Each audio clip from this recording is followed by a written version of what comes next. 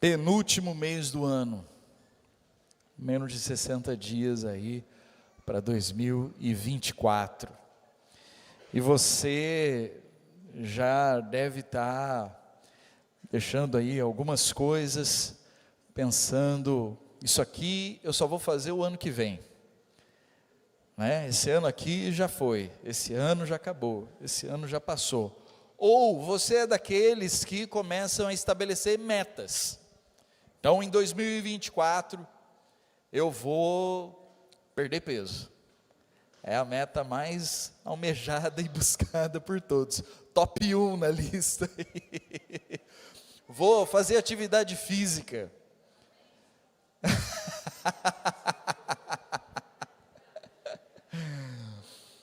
Meu alvo esse ano era ter 200 dias ativos e correr 1.000 quilômetros. Eu não vou nem contar onde eu estou.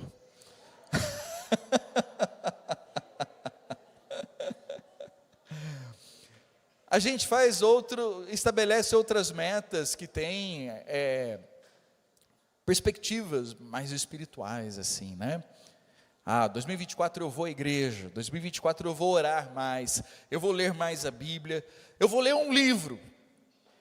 Se você não lê nenhum livro em 2024, você lê um, já é muito bom, né? Excelente, né? Mas eu quero ler mais, é outro alvo importante, né? Mas via de regra, esses alvos falam muito sobre a gente. Eles são muito para a gente.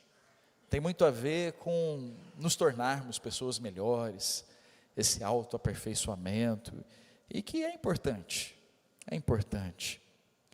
Mas e se para 2024 você mudasse a sua perspectiva de metas e alvos, e ao invés de pensar nas suas metas e nos seus alvos, você começasse a pensar nas metas e alvos de Deus, e começasse a perguntar a Deus, o que é que o Senhor deseja que eu faça em 2024? O que é que eu posso fazer para cooperar com aquilo que o Senhor está fazendo em 2024? Quantas pessoas eu posso abençoar em 2024? De que maneira eu posso servir em 2024? E isso tem muito a ver com aquilo que Jesus diz aos discípulos lá em Mateus capítulo 16, verso 24. Se alguém quiser acompanhar-me, negue-se a si mesmo, tome a sua cruz e siga-me. Então, que tal se a sua oração em 2024 fosse: Senhor, que em 2024 seja mais do Senhor e menos de mim, mais sobre a sua vontade, menos sobre a minha, mais sobre o seu jeito de fazer as coisas e menos sobre o meu jeito, mais sobre as suas perspectivas e menos sobre as minhas. Como é que eu posso ser menos em 2024? Por isso o tema da nossa série de mensagens é faça o bem.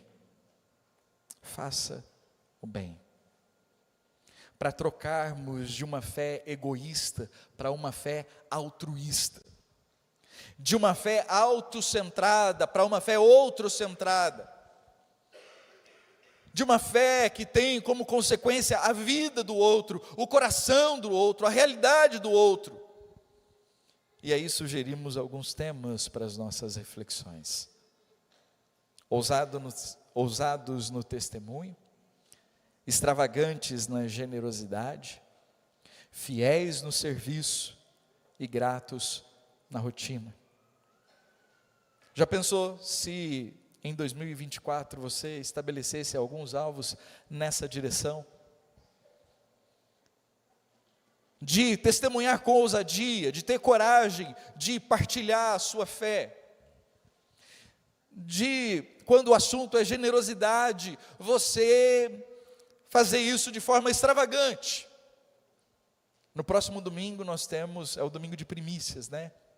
Imagina se você participar do domingo de primícias de forma extravagante, qual seria a consequência disso? Lembrando que as primícias nos ajudam a compor as cestas básicas da diaconia, para servir e abençoar pessoas que estão em situação de vulnerabilidade e necessidade. Qual seria o impacto disso, se você fosse extravagante na generosidade, e isso fosse investido na vida de missionários e missionárias ao redor do mundo? Fiéis no serviço. Como é que seria o ano de 2024 se você se dedicasse ao serviço? Servindo nessa comunidade, servindo fora dela, sendo fiel nisso. Com seus dons, talentos, seu tempo, você dispor daquilo que você é para abençoar a vida dos outros.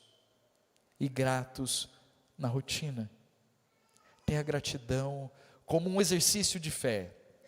Não é esse exercício do positivismo aí.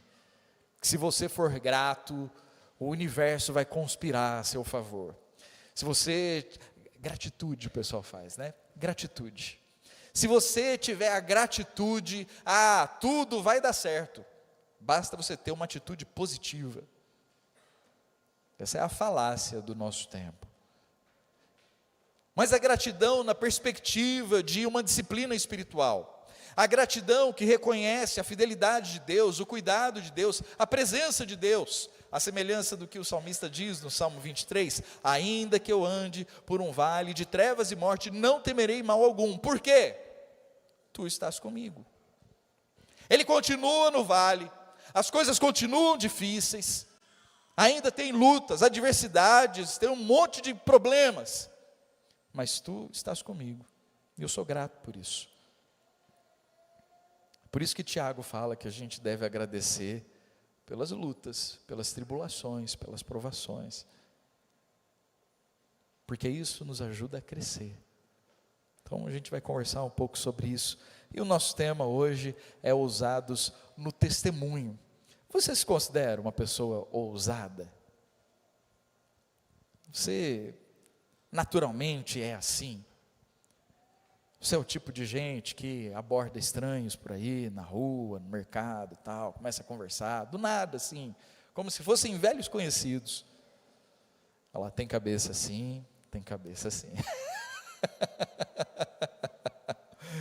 Enquanto você pensa nisso, imagine, Jesus dedicou 3 anos da sua vida, caminhando com os discípulos, ensinando, orientando, curando enfermos, expulsando demônios. Jesus passa 3 anos intensos com eles, e ensinando, e dizendo sobre o reino, e as realidades do reino, e Jesus vai dizendo, olha, é necessário que o Filho do Homem morra, é necessário que eu sofra, é necessário que eu passe pela morte, mas eu vou ressuscitar, para que todo aquele que nele crê não pereça, mas tenha vida eterna. Os discípulos passam o tempo todo ouvindo isso.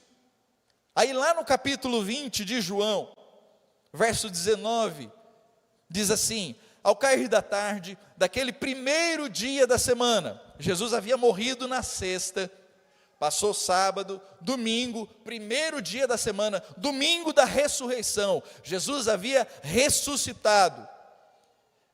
Os discípulos saíram para pregar o evangelho e as boas novas de que Jesus ressuscitou. Não foi isso que aconteceu? Estando os discípulos reunidos a portas trancadas por medo dos judeus.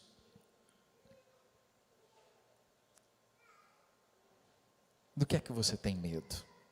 Eu entendo os discípulos. Eu entendo porque eles tinham medo. Eles tinham medo dos líderes judeus. Eles viram Jesus sendo morto, crucificado, aquela cena horrorosa, Jesus sendo açoitado, preso, julgado injustamente, condenado. E eles falam, o próximo não sou eu. A ponto de Pedro olhar, Pedro teve medo de uma mulher. O Pedro que 15 minutos antes estava lá, tirando espada, cortando a orelha de soldado e falando, aqui não. Uma mulher chega para ele e fala, mas você parece com Jesus. E ele foge. Correu. O Pedro machão desapareceu. E eles estavam ali com medo. E aí Jesus entrou, pôs-se no meio deles e disse: que papelão de vocês, hein? Se eu fosse Jesus, eu ia entrar e falar: bonito, hein? Eu morri, ressuscitei e vocês aqui. Mas Jesus chega e fala o quê? Paz seja com vocês. Paz seja com vocês. Vocês estão com medo. Vocês estão aqui trancados, amedrontados. Que a paz seja com vocês. E hoje estamos nós aqui. Sabe por que nós não testemunhamos? Não compartilhamos da nossa fé? Porque nós temos medo. Medo. Via de regra, a gente tem medo. Quando eu estava no seminário, tinha uma matéria, o nome da matéria era evangelismo. O seminário era um internato, então passava lá 24 horas a semana inteira. Final de semana eu ia trabalhava na IPI de Jundiaí, passava o final de semana inteiro na igreja. E uma das tarefas que tinha nessa matéria, eu tinha que evangelizar um número X de pessoas durante um semestre. Então, eu tinha que pegar gente na fila do caixa eletrônico, dentro do ônibus, na rodoviária, era o que tinha. E aí tinha todo um plano para seguir, né? E o roteiro começava assim: se você morresse hoje, você tem certeza para onde você vai? É um bom começo de conversa, não é? Imagina o que vem dali para frente. Se abordar pessoas estranhas na rua e falar: se você morresse hoje, você tem certeza e convicção de para onde você vai? E eu sou naturalmente tímido, contido, eu pago o que for para não precisar conversar com estranhos.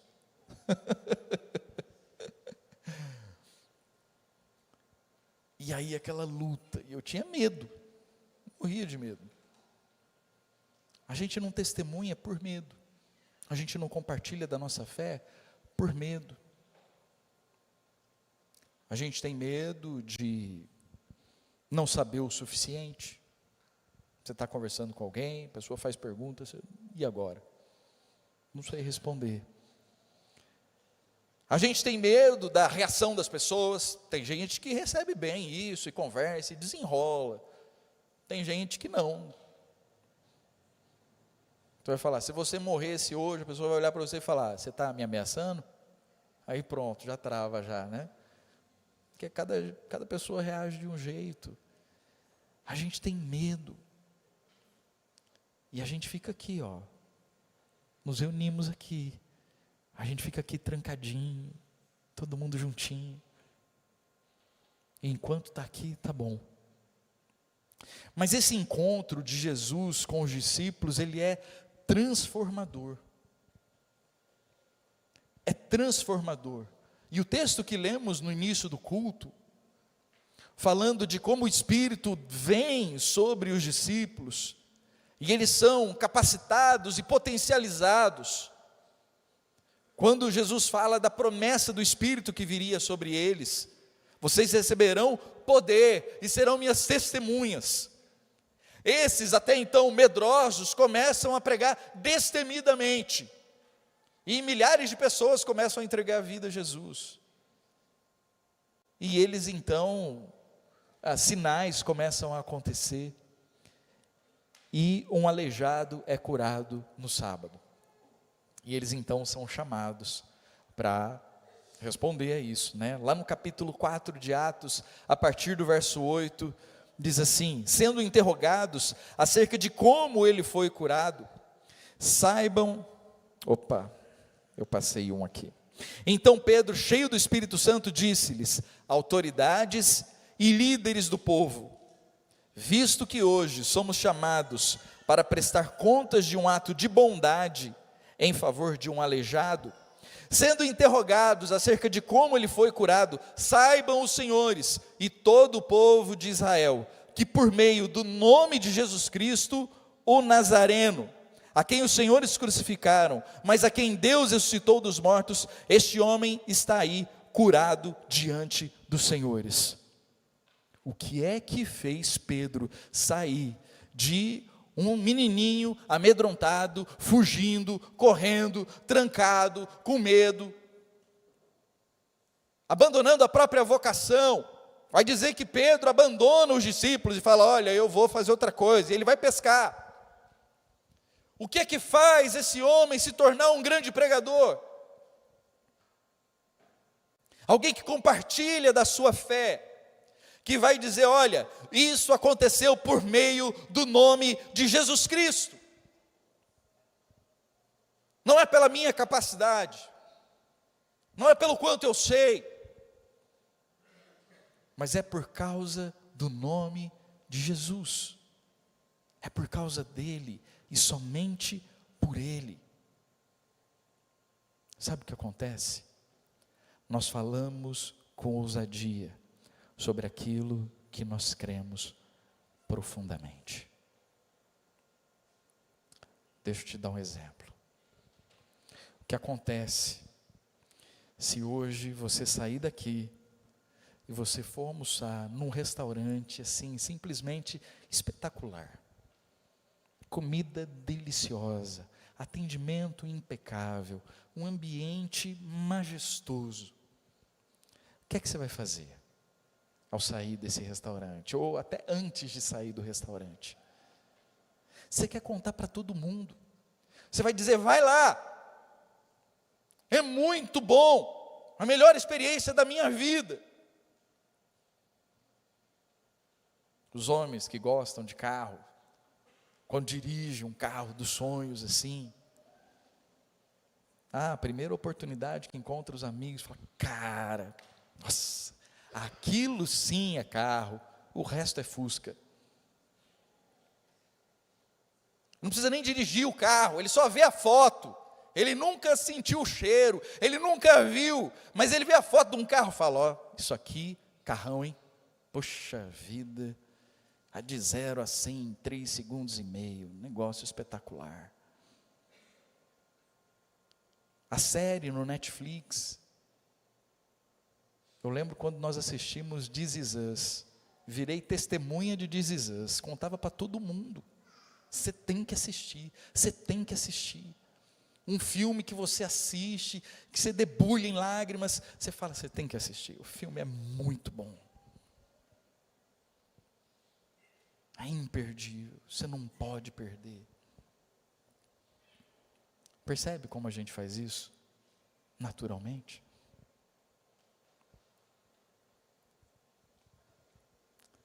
Sabe por que a gente tem dificuldade de compartilhar a nossa fé? Porque no fundo, a gente não crê. No fundo, isso não faz sentido para a gente. Aí você tem que ficar inventando uma história para contar para os outros, e aí essa história não cola. Aí é difícil, e você tem que ficar inventando, você tem que ficar rodeando, você tem que ficar fazendo um monte de coisa para aquilo fazer sentido, e não faz. Aí dá medo mesmo. Você tem que falar de algo que você não sabe o que é. Mas você quer que todo mundo experimente. Experimentar o quê? Nem você sabe, você nunca experimentou.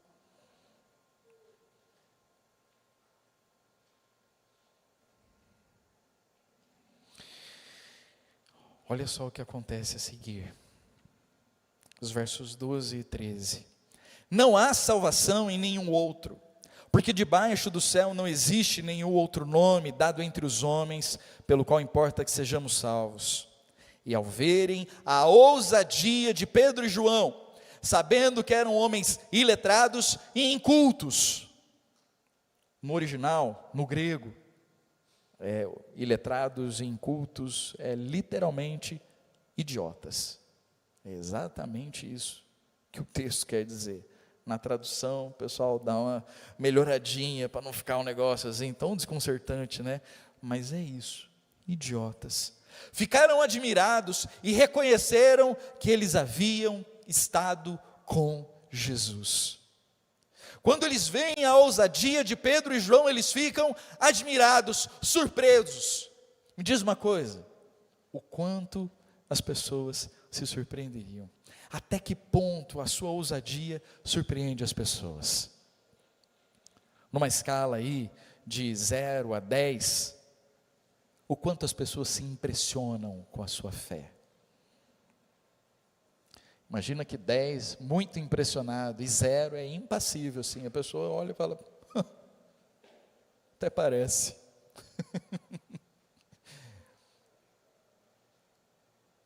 Onde é que você se vê? Onde é que você se encaixa? Então, quero buscar com vocês alguns caminhos de como nós podemos crescer em ousadia. Primeiro, passe mais tempo com Jesus. O que surpreendeu os homens que estavam lá, questionando Pedro e João, foi isso. Mas espera lá, são 2 iletrados, são 2 idiotas. Mas eles não são idiotas qualquer, eles são idiotas que estiveram com Jesus. E isso faz toda diferença.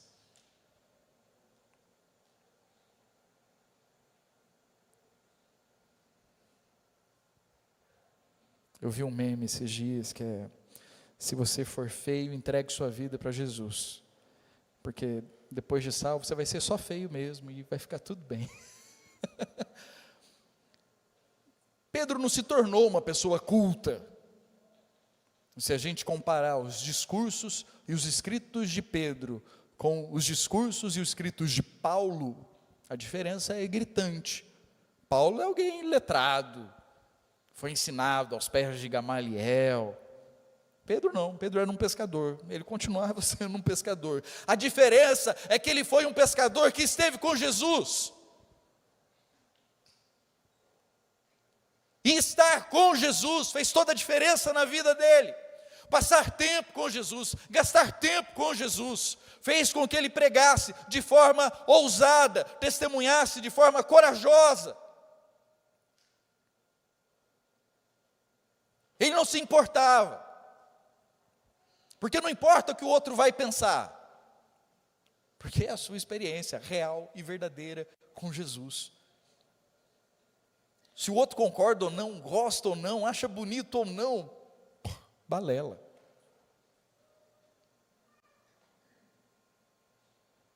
Pedro, quando vai se explicar, as pessoas começam a questionar: por que é que vocês estão fazendo isso? Ele fala: eu entendo.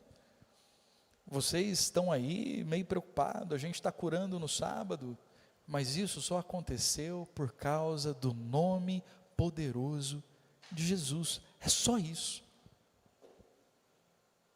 Pleno, pleno assim, ó. Não tem mistério. Já ouviu falar de Jesus? É esse Jesus que vocês crucificaram. Só que importa que sejamos salvos pelo nome dele. Quando a gente passa mais tempo com Jesus, é natural a gente querer compartilhar aquilo que Jesus está fazendo nas nossas vidas e através das nossas vidas. É como diz Isaías.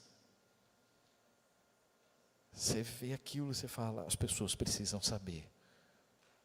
Todo mundo precisa saber. Então, dedica tempo com Ele. Eu gosto muito da oração do John Bailey. Quem me conhece sabe. E a primeira oração no livro de orações do John Bailey, ele começa dizendo: Pai, que seja o meu primeiro pensamento o Senhor, meu primeiro impulso te adorar, meu primeiro movimento me ajoelhar diante de ti, e minha primeira palavra louvar e adorar o teu nome. É nessa perspectiva que a gente precisa buscar passar mais tempo com Jesus, de priorizar, de tornar prioritário. É isso. E prioridade não tem a ver com uma lista de coisas. Não existem prioridades, é prioridade. Prioridade. Passa tempo com seu coração exposto diante da palavra, ouvindo Ele falar ao seu coração, ministrar a sua vida, dizer o que Ele deseja fazer e o que Ele quer. Deixa Ele governar, deixa Ele dirigir. Os discípulos estavam com medo, porque no plano deles deu tudo errado. Eles esperavam um Jesus faraônico, que fosse chegar ali, derrubar o Império Romano e distribuir cargo ali, ministério para todo mundo, e eles iam governar.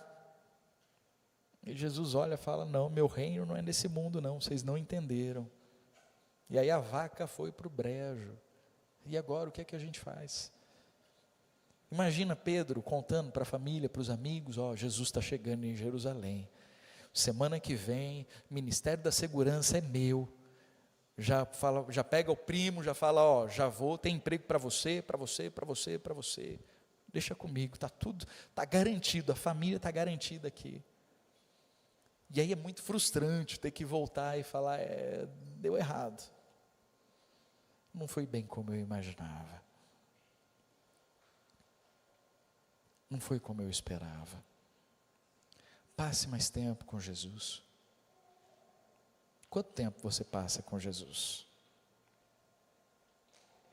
Aí a gente vem com essa: o tempo todo, eu oro o dia inteiro. E eu acredito que você ora o dia inteiro. Não duvido disso não.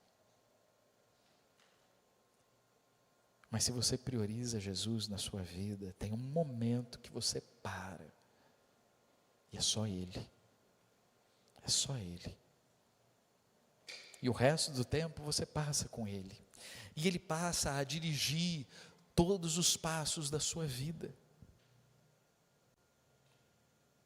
Recentemente conversava com uma pessoa, e por causa do culto da semana passada, com os empreendedores, e aí a pessoa questionando assim, né? Como é que é isso? Como é que eu aplico valores do reino na minha empresa?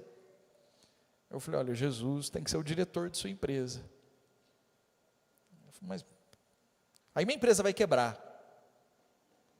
Eu falei: ué, por que você acha que Jesus quer quebrar a sua empresa? Que interesse Jesus tem em quebrar seu negócio? Os nossos valores estão tão corrompidos, deturpados, que a gente não consegue conceber o nosso trabalho, nossa carreira profissional, nosso empreendimento, com os valores do reino de Deus. É por isso a nossa dificuldade em testemunhar. Como é que eu vou testemunhar algo que eu não vivo, eu não sei? Então comece a colocar Jesus na cadeira da direção da sua empresa. As músicas que você ouve. Eu não estou aqui para ficar dizendo o que você tem que ouvir ou não. Não tenho tempo para isso. Nem que se você está ouvindo música que não seja cristã, você está trazendo maldição para a sua vida. Não é sobre isso. Mas quem prioriza Jesus, parte daquilo que ele ouve, as músicas inspiram a essa proximidade, a esse relacionamento. Isso não quer dizer que todo mundo que ouve música cristã é seguidor de Jesus, mas todo seguidor de Jesus vai ouvir músicas que vão cooperar com a intimidade e esse relacionamento próximo, entende? Não, eu não me apego a essas coisas, meu estilo é muito livre, assim, eu ouço o que eu quero, e você pode ouvir o que você quiser. Mas se não tem espaço para isso na sua vida, tem alguma coisa muito errada. Muito errada. Passe mais tempo com Jesus. Ninguém tem tempo. Todo mundo na correria, o trabalho toma seu tempo, a rede social toma seu tempo. Tem um aplicativo aí no seu celular que mostra quanto tempo você passa com essa tela aberta e qual aplicativo você usa, qual você gasta mais tempo. Todo domingo, 9 horas da manhã, eu estou aqui pregando, cai uma notificação aqui, ó. Relatório semanal de uso. Aí eu tiro, sai para lá, Satanás. Porque eu não quero que ninguém veja isso, nem eu quero ver. Revela meu pecado, revela o quanto eu não priorizo Jesus na minha vida. O quanto eu negocio o tempo com Jesus assim, ó, por qualquer bobagem. Não é nem por nada sério, por bobagem. Segundo, peça a Deus que Ele faça ousado. Final do capítulo 4, Pedro e João são presos. E quando eles são presos, a oração que eles fazem é muito interessante, porque eles não dizem assim: Pai, nos tira aqui da prisão, acaba com essa raça, com esse bando de sem vergonha, olha o que eles estão fazendo com o Senhor, eles estão afrontando o teu evangelho, a tua igreja, maior é o que está em nós. Não, eles não fazem nada disso. A oração deles é: Senhor, faça com que nós possamos pregar a palavra com ousadia. Nos faz pregar a palavra com ousadia. Então peça a Deus, peça que Ele te ajude, peça que Ele faça isso, me faz ousado, me dá coragem, eu não sei. Eu já disse da minha limitação aqui de abordar gente estranha, eu sou péssimo para isso. E eu preciso orar e falar: Deus, me dá coragem.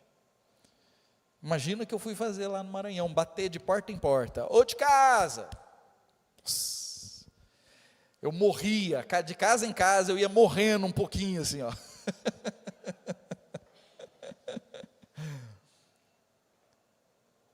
Mas aí depois da terceira, quarta, quinta casa, aí você vê que é normal, não morde, ninguém te bate.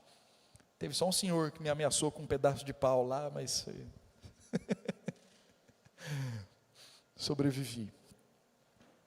E no final é mais tranquilo do que a gente imagina. Mas eu ia orando assim, né? Senhor, me ajuda. Me ajuda. Me ajuda a lidar com esse meu jeito estranho de ser. Me ajuda a testemunhar do seu amor. Porque é muito fácil chegar lá, bater palma, falar: se a senhora morrer hoje, a senhora sabe para onde a senhora vai? Então eu falava: me dá ousadia, mas me dá também estratégia. Me ensina a conversar com as pessoas. Me ajuda a enxergar o que o Senhor está fazendo. E aí, sabe como é que a gente compartilhava o Evangelho? Perguntando: como é que você está?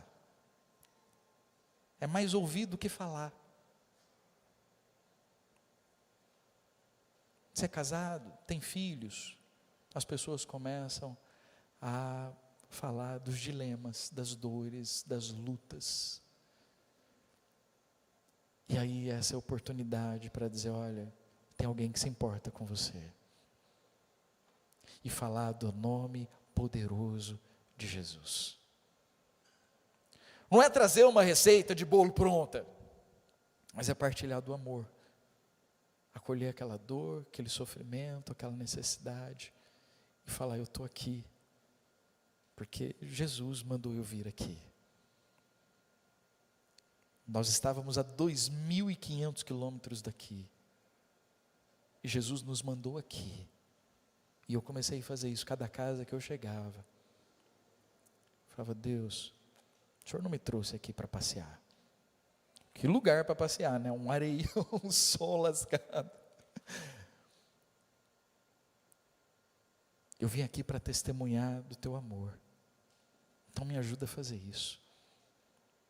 Eu sei que o Senhor já passou aqui, eu sei que o Senhor já ministra o coração dessas pessoas, o Senhor não precisa de mim, mas eu estou aqui agora. Então, se eu puder cooperar, estou à disposição. E eu ia me surpreendendo assim, a cada casa, uma surpresa nova.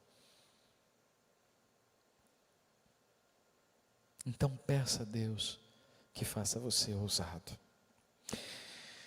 Para você refletir e praticar, quem é a pessoa com quem você vai compartilhar a sua fé em breve?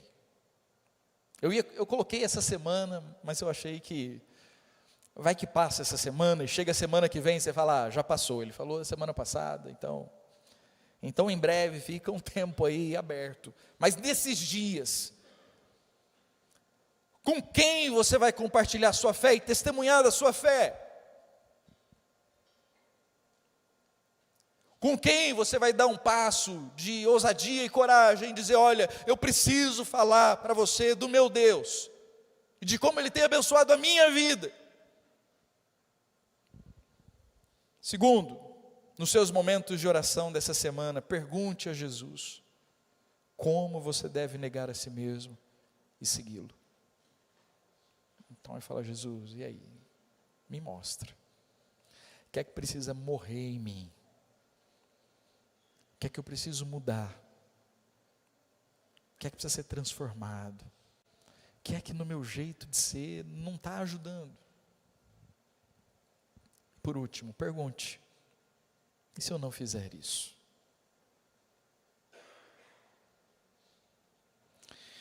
Porque é uma escolha. É uma escolha, e você tem todo direito de olhar e ouvir tudo isso e falar, não é para mim. Eu lembro de uma vez, uma pessoa, acabou o culto, ela veio, me cumprimentou, falou, pastor, muito bonita a palavra, mas não foi para mim. Eu falei, tá bom, tudo bem. A gente faz isso todo domingo, sem perceber.